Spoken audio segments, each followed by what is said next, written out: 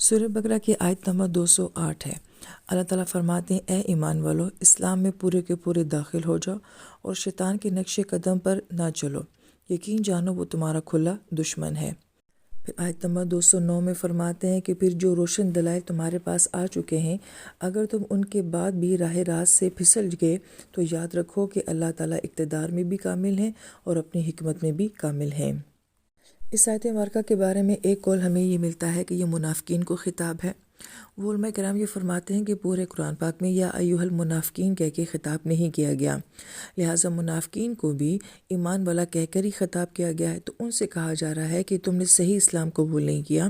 تمہارے اندر ابھی نفاق ہے، تو تم اچھے طریقے سے ایمان کو قبول کرو۔ جبکہ دوسرا قول اس آیت مبارکہ کے بارے میں یہ ہے کہ یہاں پہ ایمان والے ہی مخاطب ہیں، اور انہیں یہ کہا جا رہا ہے کہ تم ایمان والے ہو مگر ابھی مزید تمہیں اسلام میں داخل ہونا ہے۔ غور طلب بات یہ ہے کہ اسلام کا درجہ پہلے بیان کیا جاتا ہے، پھر اس کے بعد ایمان کا، پھر اس کے بعد احسان کا۔ یہاں پہ ایمان والا کہہ کے پھر اسلام میں داخل کرنے کی بات کی جا رہی ہے۔ پھر جب ایمان والے کو کہا جا رہا ہے کہ تم نے داخل ہونا ہے اسلام میں، تو لفظ دخل جو آتا ہے عربی زبان میں، اس کا مطلب ہوتا ہے کسی چیز کے اندر جانا۔ جیسے کہ کوئی شخص پانی کے اندر داخل ہو جاتا ہے تو اس کے ہر طرف یعنی کہ چاروں طرف پانی پانی ہوتا ہے اور وہ مکمل پانی کے اندر ہوتا ہے۔ تو گویا کہ اس لفظ کے اندر جو ایک منظر کشی کی جا رہی ہے وہ یہ کہ کسی چیز میں اس طریقے سے داخل ہونا کہ آپ مکمل اس چیز کے اندر چلے جائیں۔ پھر سلمی فرمایا گیا۔ سلم لفظ یعنی کہ اسلام سے ہے۔ یہ اللہ تعالیٰ کے ناموں میں سے ایک خوبصورت نام بھی ہے۔ اسی سے اللہ تعالیٰ نے ہمارے مذہب کا نام اسلام بھی رکھا، اور اسی سے ہمارا نام مسلمان بھی ہے۔ تو اس کا ایک معنی جو بیان کیا جاتا ہے کہ امن میں ہونا، سلامتی کا ہونا۔ پھر اس لفظ کے اندر بہت وسعت بھی ہے، جیسے کہ السلام علیکم کے اندر بیان کی جاتی ہے کہ سلامتی سے مراد یہ ہوتا ہے کہ ہر طرح کی سلامتی، جانی، مالی، روحانی، ایمانی، ہر طرح کی سلامتی جو ہے وہ اس لفظ کے اندر آ جاتی ہے۔ تو گویا کہ اسلام کا مطلب یہ ہے کہ جب کوئی شخص اسلام میں داخل ہوتا ہے تو اس کی ذات سے دوسرے انسان کو ہر طرح کی سلامتی جو ہے وہ حاصل ہو جاتی ہے۔ پھر فی السلمی کا جو دوسرا معنی بیان کیا جاتا ہے کہ اسلام میں مکمل طور پہ داخل ہو جانا،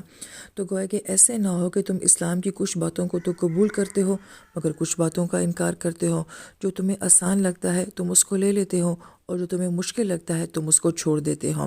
تو گویا کہ جب اسلام کو قبول کیا ہے تو پھر یہ نہیں کہ ہماری زندگی میں کوئی کمی کوتاہی نہیں ہوگی، کوئی گناہ نہیں ہوگا، نہیں، کمی کوتاہی گناہ تو ہوں گے، مگر ہم جب اسلام کو قبول کرتے ہیں تو اس نیت اور سوچ کے ساتھ کہ جتنا مجھ سے ہو سکے گا میں ہر بات پہ عمل کرنے کی کوشش کروں گا۔ یعنی کہ ہم پک اینڈ چوز کا معاملہ اسلام میں نہیں کر سکتے کہ میں اسلام قبول کرتا ہوں تو یہ باتیں تو میں قبول کر لوں گا لیکن باقی باتیں مجھے قبول نہیں ہیں۔ تو ہم قبول سارا کا سارا کرتے ہیں، کوشش ہر عمل کے لیے کرتے ہیں۔ کمی کوتاہی کا وعدہ نہیں کیا گیا کہ کمی کوتاہی تو بہرحال انسان سے ہو سکتی ہے، مگر اپنی نیت میں کہ ہم نے اسلام کو مکمل قبول کیا ہے، اس کی ہر جز اور ہر کل کے ساتھ اس کو قبول کیا ہے۔ پھر اہل علم یہ فرماتے ہیں کہ فی السلمی کے اندر ایک طرح کا تاثر یہ پایا جاتا ہے کہ کسی کے سامنے مکمل طور پہ سلنڈر کر دینا، کسی کی اطاعت کو مکمل طور پہ قبول کر لینا۔ جیسے کہ دو دشمن آپس میں لڑ رہے ہوں، ایک جیت جائے دوسرا ہار جائے، وہ انسان کہے کہ میں اپنی شکست قبول کرتا ہوں، میں اپنے ہتھیار پھینک دیتا ہوں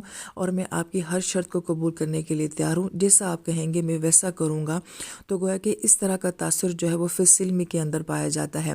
بڑی پیاری بات علماء کرام فرماتے ہیں کہ انسان اپنی زندگی میں بہت سارے معاملات میں اللہ تعالیٰ کے حکموں کے ساتھ لڑائی کر رہا ہوتا ہے، جنگ کر رہا ہوتا ہے، تو گویا کہ انسان یہ کہہ رہا ہے کہ اللہ تعالیٰ میری جنگ ختم، میری لڑائی، میری بغاوت ختم، آج کے بعد میں آپ کے سامنے مکمل طور پہ اپنے آپ کو سلنڈر کر رہا ہوں، جو آپ کا حکم ہوگا اس کو قبول کیا جائے گا، میں اپنے آپ کو مکمل طور پہ آپ کی اطاعت میں دیتا ہوں۔ تو گویا کہ یہاں پہ ایمان والے کو یہ کہا جا رہا ہے کہ اے ایمان والو، اسلام میں اس طریقے سے داخل ہو جاؤ کہ جہاں جہاں جدھر جدھر تم جو بغاوت کر رہے ہو، جو لڑائی تم اللہ تعالیٰ کی ذات کے ساتھ یا اس کے حکموں کے ساتھ کر رہے ہو، سلنڈر کر دو، اس کو چھوڑ دو، اللہ تعالیٰ کی اطاعت میں آ جاؤ۔ اسی بات کو علماء کرام نے ایک اور بہت ہی خوبصورت انداز میں بیان فرمایا کہ ایمان والے کو کہا جا رہا ہے کہ اسلام میں داخل ہو جاؤ۔ تو ہر انسان یہ جانتا ہے کہ وہ ایمانی لحاظ سے کس لیول کے اوپر ہے۔ ہو سکتا ہے کہ بعض لوگ ایمان کے لحاظ سے بہت اعلیٰ درجے پہ ہوں، بہت اعلیٰ مقام پہ ہوں۔ کوئی انسان ایسا ہو سکتا ہے کہ ابھی اس نے کچھ ایمان کا حصہ حاصل کیا ہو، اور کوئی ایسا بھی ہو سکتا ہے کہ جس کی ایمان کے معاملے میں ابھی ابتدا ہو رہی ہو۔ تو گویا کہ ہر انسان یہ بہتر جانتا ہے کہ میں کہاں کھڑا ہوں۔ تو یہ آیت مبارکہ ہر انسان سے مخاطب ہے کہ اے ایمان والو، تم ایمانی لحاظ سے جہاں جدھر جس مقام پہ بھی کھڑے ہو، اس سے مزید آگے بڑھنے کی کوشش کرو، اس سے مزید آگے جانے کی کوشش کرو، اور مکمل اپنے آپ کو اللہ تعالیٰ کی اطاعت میں داخل کر دو۔ یہ بہت خوبصورت معنی ہے، کیونکہ تبھی اس آیت مبارکہ کے اندر وہ وسعت آ جاتی ہے کہ ہر انسان عمل کے لحاظ سے، ایمان کے لحاظ سے، تقویٰ کے لحاظ سے ایک طرح کا نہیں ہے۔ تو ہر انسان جب اس آیت مبارکہ پہ عمل کرے گا تو اپنے لیول سے کرے گا، اپنے انداز سے کرے گا۔ پھر آیت مبارکہ میں کہا جاتا ہے کہ شیطان کے نقش قدم پہ مت چلو۔ یہ آیت مبارکہ بہت دفعہ قرآن پاک میں ریپیٹ ہو رہی ہے۔ علماء کرام یہ فرماتے ہیں کہ اس کے اندر ایک طرح کا ایک امیج پایا جاتا ہے، جس کو تفسیر الفنی فی القرآن الکریم کہا جاتا ہے، کہ اللہ تعالیٰ بعض اوقات جب کوئی بات بیان فرماتے ہیں تو ایک منظر کشی کرتے ہیں، ایک امیج اس کے اندر دیتے ہیں۔ لہٰذا اس آیت مبارکہ میں کیا امیج ہے کہ شیطان کے نقش قدم پہ مت چلو۔ خطوہ کا لفظ استعمال کیا گیا ہے۔ خطوہ دو قدموں کے درمیان کے فاصلے کو کہا جاتا ہے، اور اس کے اندر امیج یہ ہے کہ ایک انسان آگے چل رہا ہے اور آپ اس کے نشانے قدم کو فالو کیے جا رہے ہیں، اس کے پیچھے پیچھے اس کے نشانے قدم کے اوپر چل رہے ہیں۔ تو گویا کہ ایک آگے چل رہا ہے اور ہم اس کے پیچھے پیچھے چل رہے ہیں۔ اور یہاں پہ یہ بات بھی سمجھنے والی ہے کہ خطوہ دو قدموں کے درمیانی فاصلے کو کہا جاتا ہے، تو وہ چھوٹے چھوٹے قدم ہوتے ہیں۔ تو گویا کہ یہاں پہ بڑی اہم بات علماء کرام یہ فرماتے ہیں کہ شیطان ہم سے بعض اوقات بڑے گناہ نہیں کرواتا، وہ ہم سے یہ بات نہیں کہے گا کہ اسلام چھوڑ دو، اسلام کی مخالفت کرو، بلکہ وہ پہلے ہم سے چھوٹے چھوٹے کام غلط کرواتا ہے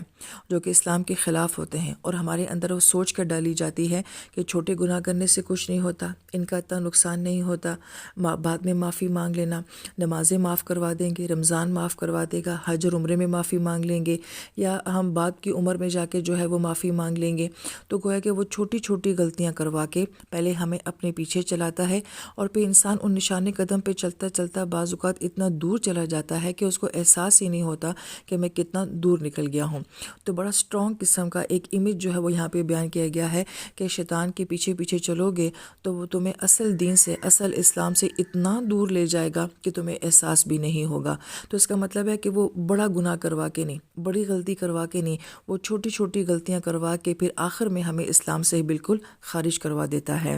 اس لیے آیت مبارکہ میں کافہ کا لفظ جو استعمال کیا گیا ہے کہ اسلام میں پورے کے پورے داخل ہو جاؤ، تو تین طرح کے الفاظ قرآن پاک میں آتے ہیں۔ ایک لفظ کل ہے، ایک اجمعون ہے، اور ایک کافہ ہے۔ کل کا مطلب ہوتا ہے کہ جو چیز کئی ایک اکائیوں کا مجموعہ ہو، پھر اس کا استعمال جو ہے وہ ہر جز کے لیے کیا جائے، یعنی کہ ہر ایک، ہر کوئی، ہر شخص، ہر چیز، اس کے لیے لفظ قرآن پاک میں کیا آتا ہے؟ کل کے لیے آتا ہے۔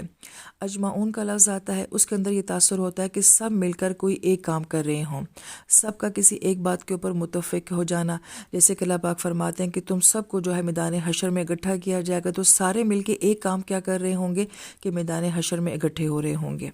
جبکہ کافہ کا لفظ جو ہے یہ الکفاف سے ہے، اور کفاف کا مطلب ہوتا ہے کسی چیز کا پورے طور پہ گھیراؤ کر لینا، ہر طرف سے اس چیز کو گھیر لینا، یہ کافہ ہوتا ہے۔ اور پھر اس کو اس میں فائل میں بیان کیا گیا ہے، مد متصل بھی ہے، کلمی مسکل بھی ہے۔ تو علماء کرام فرماتے ہیں جب کسی لفظ میں تجوید کے لحاظ سے بھی شدت پائی جاتی ہے تو اس کا اثر معنوں کے اندر بھی آ جاتا ہے۔ تو گویا کہ لفظ ہمیں کیا کہہ رہا ہے کہ ہم نے جب اسلام میں داخل ہونا ہے تو پھر اس کو ہر طرف سے مکمل طور پہ ہم نے اس کو گھیر میں لے لینا ہے۔ ایسا نہیں ہو سکتا کہ ہم کچھ معاملوں میں اسلامی ہو جائیں اور کچھ معاملوں میں ہم غیر اسلامی ہو جائیں۔ جیسا کہ ہمارے معاشرے میں ایک تاثر ہوتا ہے کہ جو چیز ہمیں اچھی لگتی ہے، ہاں نماز اچھی ہے، تلاوت بہت اچھی ہے، ذکر اذکار بھی ہم لوگ کر لیتے ہیں، لیکن ضرورت تو نہیں کہ ہم جہاد بھی کریں، پردہ بھی کریں، بیٹی کو وراثت میں سے حصہ بھی دیں، حق مہر بھی دینا چاہیے، سودی کاروبار بھی چھوڑنا چاہیے۔ تو گویا کہ ہم چوز ہی نہیں ہو سکتے اسلام کے معاملے میں۔ ہم اپنے معاشرے میں دیکھتے ہیں کہ بعض اوقات والدین آ کے یہ کہتے ہیں کہ ہمارے بچوں کو نماز سکھا دیں، دعائیں سکھا دیں، ناظرہ قرآن پڑھا دیں، مگر زیادہ باتیں بتانے کی ضرورت نہیں ہے، زیادہ اسلامی ان کو نہیں کرنا ہے، کیونکہ انہوں نے اسکول بھی جانا ہے، اکیڈمی بھی جانا ہے، انہوں نے کاروبار بھی کرنا ہے، زندگی بھی چلانی ہے، لہٰذا بس دین کا ایک خاص حصہ جو ہے مین باتیں ان کو بتا دیں، مگر پورا اسلام بتانے کی ضرورت نہیں ہے، پورا دین سمجھانے کی ضرورت نہیں ہے۔